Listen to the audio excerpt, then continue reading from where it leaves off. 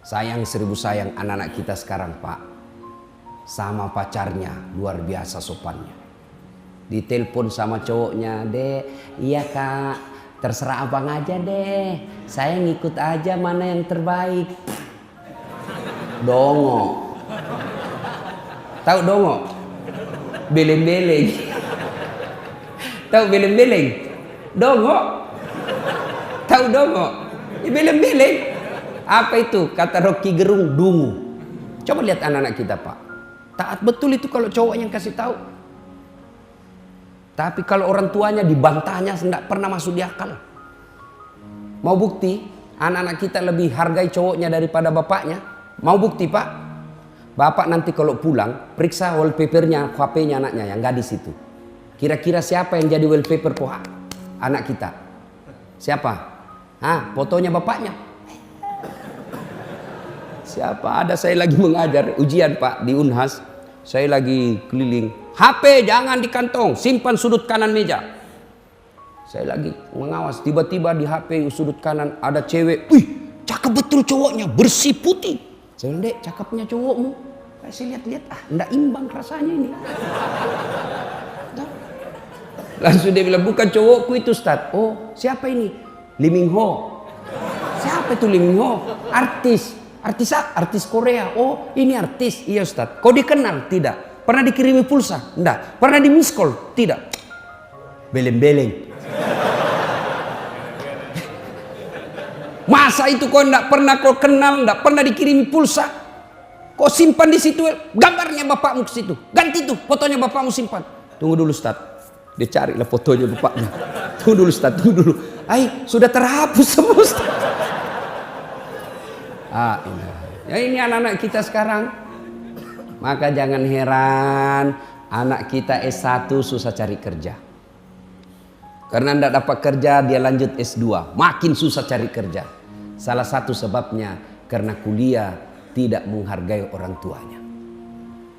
Tidakkah kita sudah belajar dalam agama kita, ridallah fi ridal walidain, suktillah fi suktil walidain.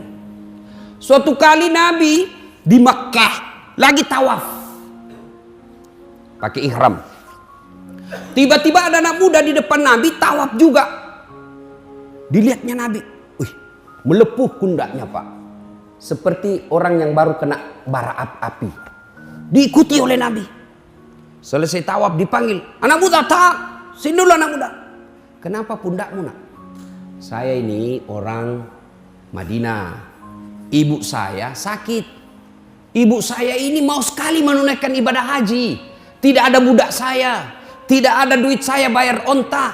Saya pikul ibu saya dari Madinah ke Mekah. Jalan kaki kurang lebih 500 km. Melewati padang pasir. Kalau Bapak dari Jakarta ke Bogor, itu kan masih enak, Pak. Masih pohon-pohon, bisa tempat singgah. Makkah Madinah padang pasir. Kupikul ibu saya sepanjang jalan. Nanti selepas ketika saya makan, sholat dan buang air besar. Ada terus di pundak saya. Hampir tidak pernah lepas. Makanya ini pundak saya melepuh. Nabi terharu. Lalu anak muda ini bertanya, "Ya Rasulullah, kira-kira kebaikan saya ini sudah membalas kebaikan ibuku kepadaku, ya Rasul? Kira-kira sudah imbang?" Apa kata Nabi? "Demi Allah anak muda, kau sudah termasuk anak yang soleh. Tapi demi Allah, kau belum bisa membalas kebaikan ibumu kepadamu." Coba, mana ada anak-anak seperti ini sekarang? Coba lihat anak-anak kita sekarang, Pak. Ngeri, Pak. Tidak ada lagi sopan santun sama orang tua. Bapaknya sepertinya dianggap kawan. Kita dulu ketemu sama bapak, lihat matanya aja kita kadang sungkan. Bapak pelajari itu yang namanya tadi Al-Fatih, ya. Itu tidak pernah berani tatap matanya bapaknya. Ketemu bapaknya tunduk terus karena memuliakan orang tuanya. Sekarang anak-anak kita, coba lihat, saya zaman kecil, jangankan bicara kasar sama orang tua, memotong bayangan ketika ada tamunya bapak itu di ruang tamu, tidak boleh kita lewat-lewat. Dianggap kita anak yang kurang ajar. Makan, zaman saya kecil, makan, bapak saya petani, mau makan, kata ibu saya, "Jangan dulu, belum datang bapakmu, dosa kau kalau sisa kau kasih bapakmu." Masa sudah dari mulutmu kau kasih bapakmu? Begitu kita muliakan orang tua. Sekarang anak-anak makan, dia habisi Pak. Tinggal kuahnya disimpankan bapaknya. Yang ketawa, ini anak-anak kita sekarang bingung saya lihat. Makanya jangan heran hidupmu tidak akan dapat kebahagiaan. Coba lihat orang-orang yang sukses. Salah satu biasa resep hidupnya, mereka memuliakan orang tuanya. Itu model kita. Lain lagi Pak yang sudah berkeluarga. Modelnya apa? Lebih sayang sama istrinya daripada orang tuanya. Masih baik kalau ini lebih takut. Bu, ini ada duit lebih, kirim ke bapak ya, 2 juta lah. Lama kita tidak pulang kampung. Ini 2 juta untuk orang tua kita di kampung. Dengar istrinya, langsung istrinya bangkit. Apa?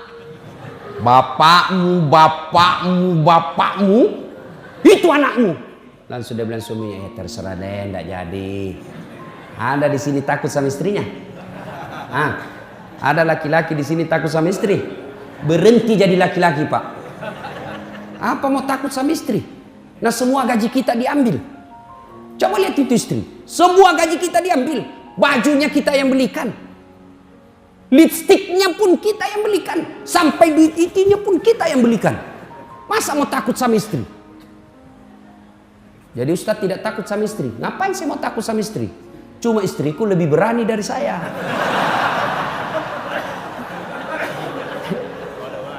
Marah dia Ustadz, ngamuk dia Ustadz. Dengar Pak, kalau dia ngamuk, dia pecahkan piring, pecahkan 1 lusin. Kenapa? Piring boleh dibeli, harga diri sebagai suami tidak boleh diinjak-injak istri. Takbir. Saya serius Pak. Pak, jangan pernah menunda berbuat baik sama orang tua karena takut sama istri. Saya bilang sama istri saya, boleh kau marah sama saya, boleh kau maki-maki saya, boleh kau lempar kepalaku, yang penting tidak dikena. Satu yang tidak boleh, jangan pernah saya dengar di telinga saya kau hina orang tuaku. Begitu kau hina orang tuaku, tidak ada maaf. Belum tentu kita jodoh sampai saya masuk kubur. Tapi orang tua demi Allah, seluruh darah daging yang ada di dalam tubuhku itu dari orang tua saya. Gitu dong jadi laki-laki Pak. Yang ketawa, saya serius ini. Ini juga ibu-ibu, jangan suka ngomel.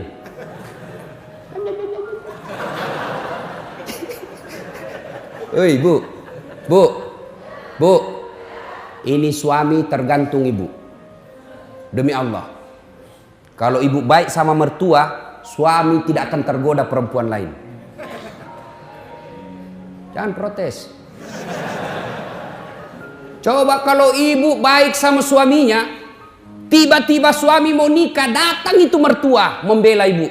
Apa kau mau kawin-kawin lagi? Coba lihat itu istrimu, baik betul. Saya belum bangun sudah siap sarapan. Datang saudaramu semua dihormati. Kamu tidak pernah dihina, ngomongnya tidak pernah kasar sama kamu. Apalagi kau mau kawin, belum tentu kau dapat perempuan lebih baik dari itu istrimu. Awas kalau kau mau kawin lagi, haram itu air susuku. Gitu mama saya kalau marah Pak. Langsung dia bilang haram air susuku. Ampun mak. Tapi kalau tidak pernah muliakan orang tuanya, datang mertua dari kampung, baru 2 jam duduk dia tanya, Mak Haji kapan pulang? Belum selesai capek sudah ditanya pulang. Mertuanya hipertensi, makanannya yang asin-asin terus. Tidak pernah dihargai ketika datang mertua. Datang saudaranya tidak pernah manis di depannya. Pulang kampung suamimu dicuci otaknya sama mertuamu. Apa itu istrimu? Saya sekolahkan kau jauh-jauh. Saya jualkan sawah supaya kau dihargai orang, tidak dihina sepupumu. Ini istrimu sendiri yang hina kamu. Datang sepupumu tidak pernah dihormati. Saya datang di rumahmu tidak pernah enak-enak mukanya. Apa itu istrimu, model apa itu? Sudah, kawin lagi. Saya carikan kamu sepupumu. Mau ibu? Makanya mestinya kalau mertua datang, ibu sujud syukur. Itu sumber keutamaan berkahnya hidup. Ya Allah, alhamdulillah kau kirim orang tua ini. Gara-gara inilah orang tua saya punya suami. Andai saja tidak ada orang tua punya anak, mungkin sampai sekarang saya masih jadi gasturi, gadis tua Republik Indonesia. Bersyukur. Hei, Bu.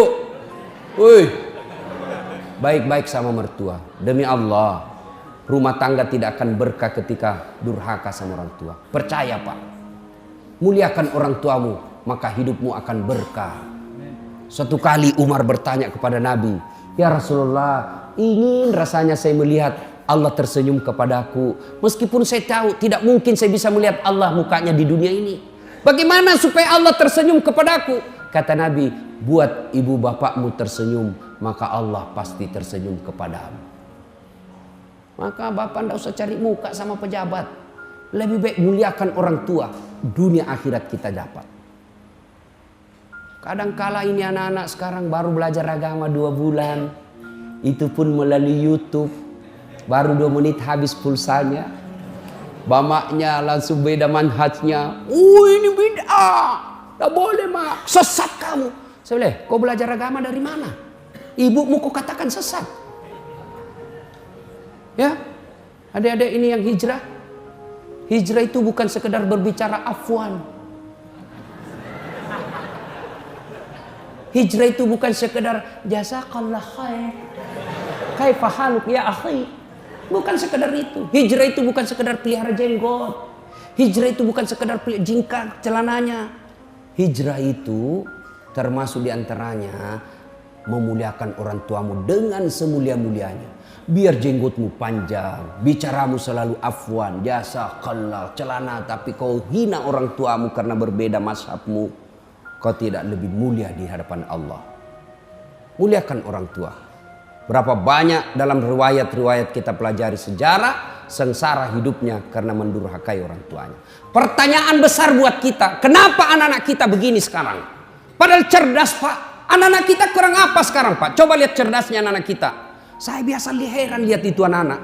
Saya ini sudah pegang HP 2 tangan, masih salah ketik.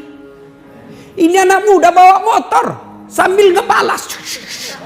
Cerdasnya itu anak-anak kita sekarang. Satu aja kurangnya anak kita sekarang. Apa? Kurang ajar.